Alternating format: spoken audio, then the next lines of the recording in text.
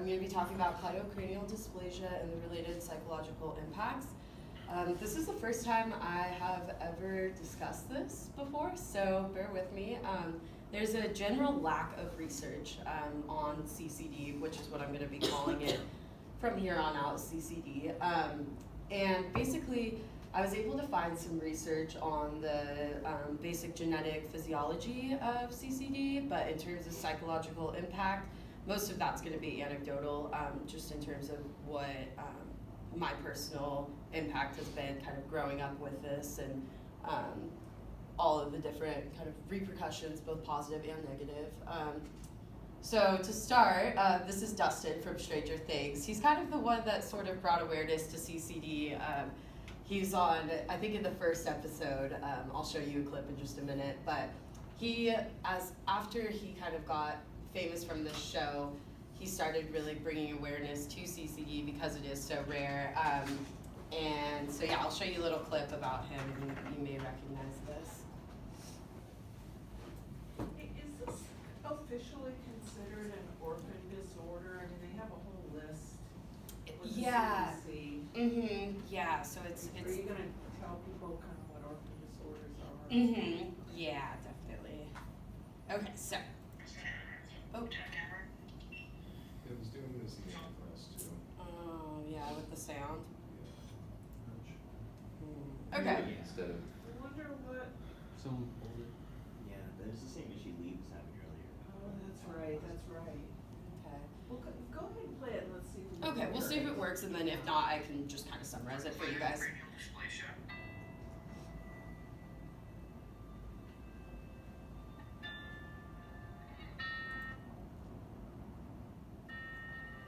It's hard to get across to people why this is so important. Now, for me, obviously, it's important because I lived through it.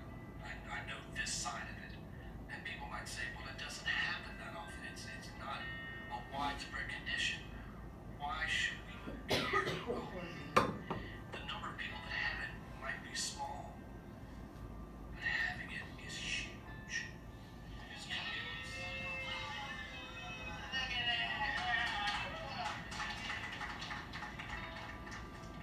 They just want to look like normal kids. They just want to fit in with their friends, and if their parents can't afford to remove those extra teeth or to get those extractions and to get the braces, and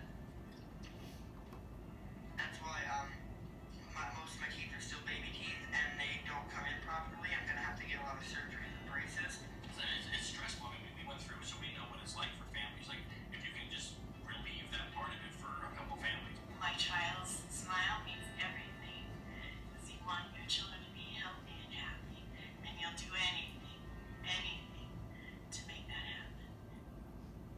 Okay, so I will just go ahead and stop. So this foundation was actually recently started, and when I found this video, I was like, no way, because growing up, I had no support or any sort of resources like that at all. So it's really cool to see that people are really starting to kind of bring awareness to this. So I'll start with just the genetic breakdown of CCD and sort of what it is. Basically, CCD is a genetic condition caused by a mutation in the genome present since birth. It's extremely rare. Only 1 in a million people have it. My mom always tells me that I'm 1 in a million, and I'm like, okay, thank you. That makes me feel better. So it's a mutation in the RUNX2 gene, which is the gene that one of the genes that provides instructions for making protein for the bone and cartilage. And CCD primarily affects the development of bone and teeth. And what CleidoCranial Dysplasia actually stands for is cleidal is collarbone, cranial is skull, and then dysplasia is like a disorder. Some of the trait symptoms of CleidoCranial Dysplasia are abnormal or missing collarbones, and different abnormalities in the skull in terms of how the skull kind of comes together. So how babies have soft spots, I still have a few in my skull. So I have to be really careful when I go skiing and stuff, and just make sure to wear a helmet.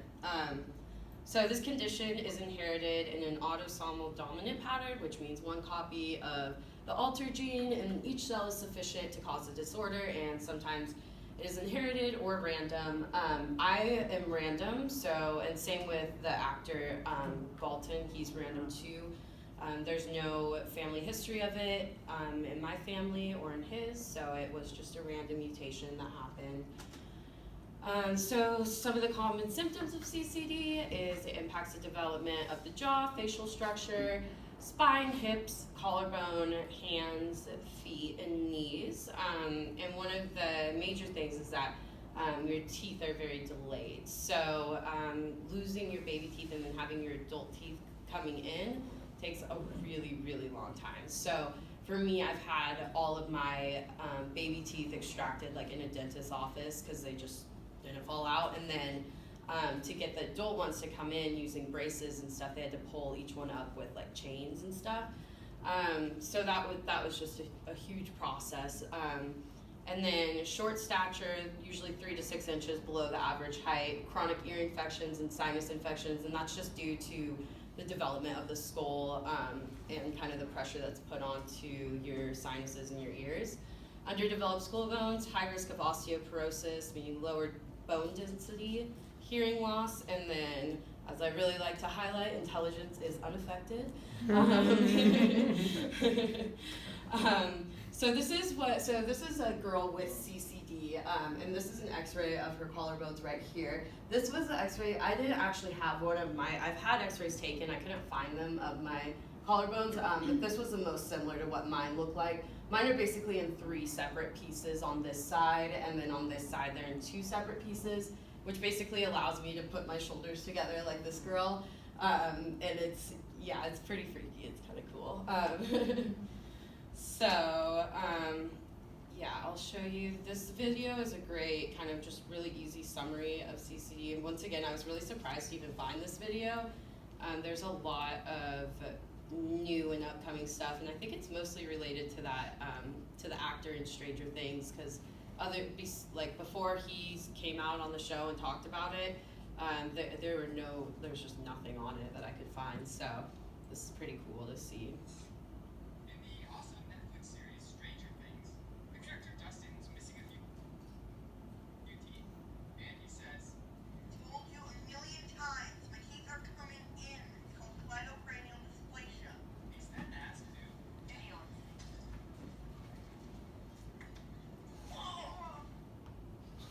Dustin and his real-life counterpart, Gaten Matarazzo, have a rare genetic condition, CleidoCranial Dysplasia, or sometimes cleidoCranial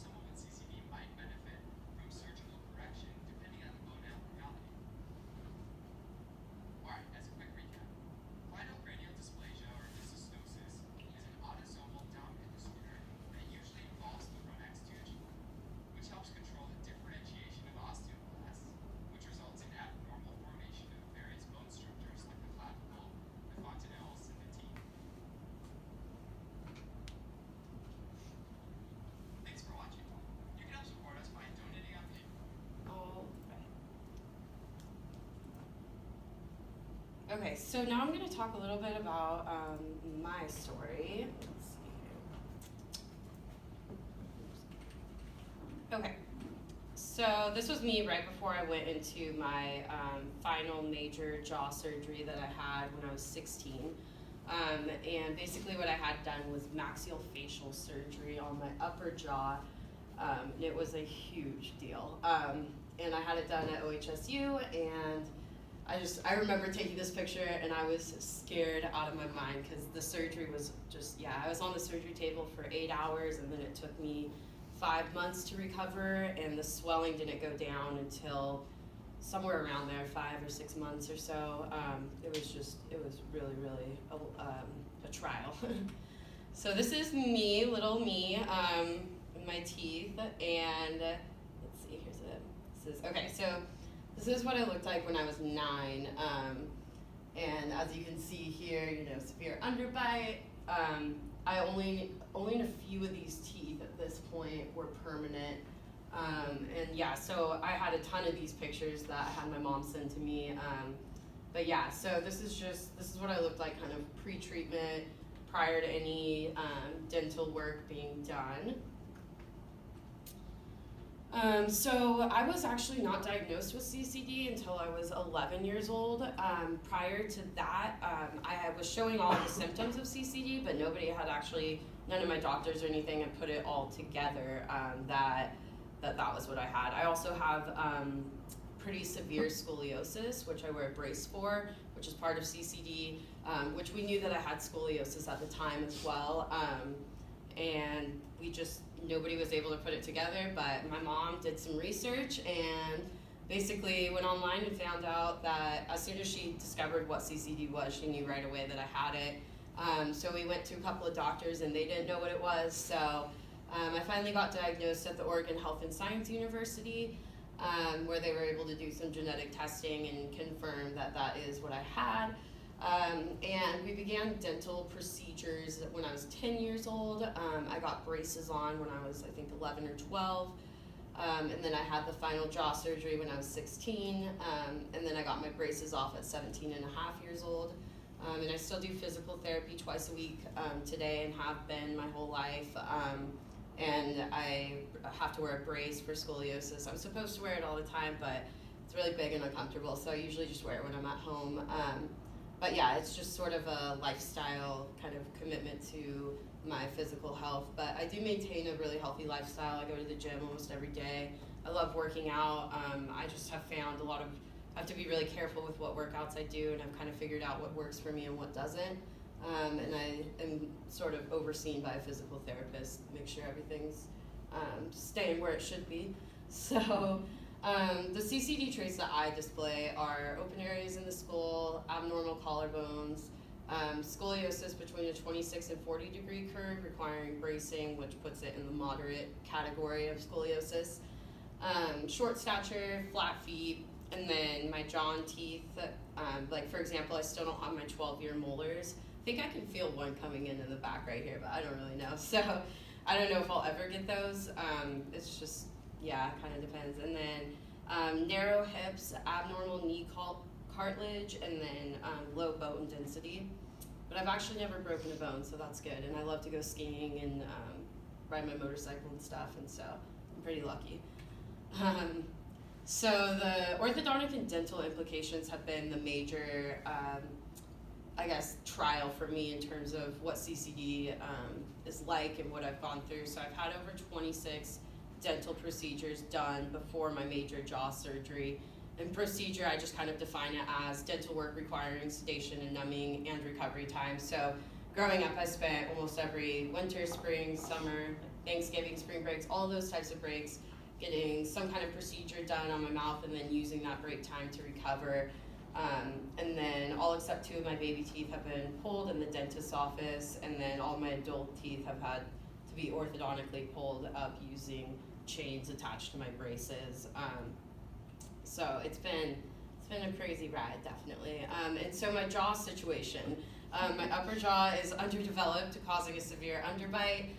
Before my surgery, I was unable to bite into food. Couldn't see my top teeth when I smiled. And there's part of that video where they talked about kids with CCD always covering their mouths when they laugh and stuff. And that definitely resonated with me because I remember being so embarrassed to smile or laugh or anything like that. I just didn't want anyone to notice. So the problem is that I had to go all the way through puberty before the doctors could do a maxillofacial surgery on me because my jaw had to be developed to a certain amount. So I wasn't actually able to get the surgery until summer going into my senior year of high school. So I spent a long time looking different, and that led to a lot of bullying, especially like growing up looking different. I know that kids are mean and everybody gets bullied, but it's really hard being bullied about the same few things that you're already really insecure about. I feel like it just kind of maximizes your insecurities, and it just led to a lot of depression and low self-esteem. And then when I had my jaw surgery going into senior year, when I got back from that, the bullying actually got worse because everybody kind of started rumors and gossiping about why I looked different, and I heard so many rumors, like you wouldn't even believe some of the stuff I heard. Like people were just coming up with things to think of like what I had done, even though I was like more than willing to just tell them that I had jaw surgery, but I think that they just like making up their own stories better or something. So, but ultimately it gave me a really unique perspective about the way people treat you based on the way that you look. I can just say from experience that the way I was treated before and the way I'm treated after the surgery is day and night difference. It's crazy. It's just so interesting to go through the world feeling ugly and then kind of getting this surgery and feeling like you just look the way that you're supposed to look. And then now all of a sudden you have all these friends and everybody wants to talk to you and be nice to you now and stuff. So it's a really interesting experience, and just kind of I just had to remind myself to not get down about how shallow the world is, because it was like kind of depressing to be like, wow, really now I have like, now you guys want to be nice to me because I look better or something. It was just, yeah, it was really hard. So this is my underbite. This is an x-ray of my underbite. And this picture, I'm 11 years old. So these are my bottom teeth here. These are my top teeth up there. And then this is my jaw afterward. Basically what they did is they took a bone graft from my hips. So I went into surgery, they took bone from my hip, and I have like a scar about that big on my hip, and they basically used that bone and brought my upper jaw forward and down 6 millimeters, which is like that much. So it was a just huge surgery. And then the bone graft actually ended up being like really painful as well. I had to completely go through physical therapy and relearn how to walk and relearn how to do all these things. So it was a major surgery, and I think I was in the hospital for like 2 weeks after that, and then the recovery time was just like insane. It just felt like forever because, you know, I was on a liquid diet. You can't eat or drink or do anything. It was just, it was really, really a hard time. This isn't me, but this girl had the same surgery that I had done, and her healing process is very, very similar to, and like what she looked like throughout these stages was almost identical to how I looked. So I couldn't actually find any pictures of me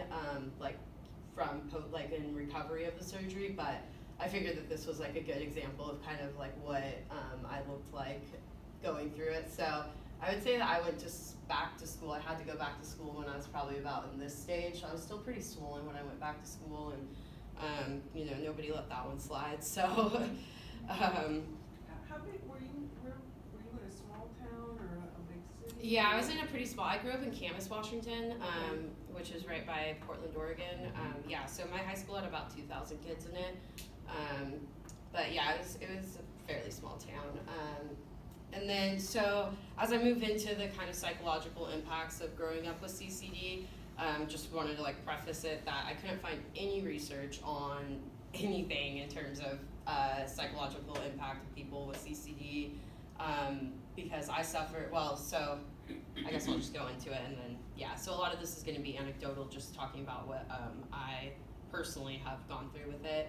But the kind of the requirements for medical or dental PTSD in children, they need to kind of come together in this group of 3, which is avoidance of the reminders of the stressor, re-experiencing of the event, flashbacks, and hyperarousal. For example, hypervigilance, persistent heightened level of anxiety, and then there's just some, they need to occur for at least 1 month after the traumatic event. But for me, they still occur today. I have these horrible nightmares still, and just really traumatic flashbacks. And then I also developed panic disorder after the surgery. Right when I came out of the anesthesia, I had my first panic attack, and then ever since then I've been struggling with panic disorder. I still get panic attacks. So it's really been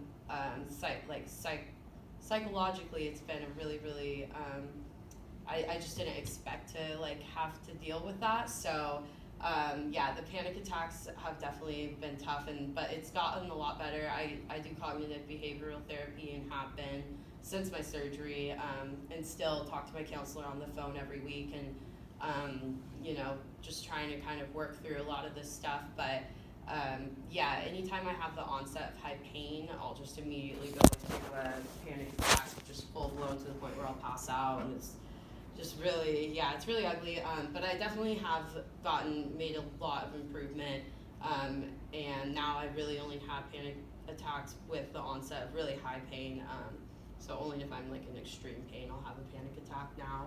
Whereas before it was any little reminder of, even just going to get my teeth cleaned or anything like that, it was just full on, just panic attack, pass out. They couldn't do anything with me. So anyway, so in conclusion, CCD is rare, but for those who have it, it's a huge deal. And ultimately, I'm filled with gratitude about all the different lessons that I've learned from growing up with this, patience and strength. I definitely feel like I'm a stronger and better person because of it today, and I definitely wouldn't change anything. So, thanks.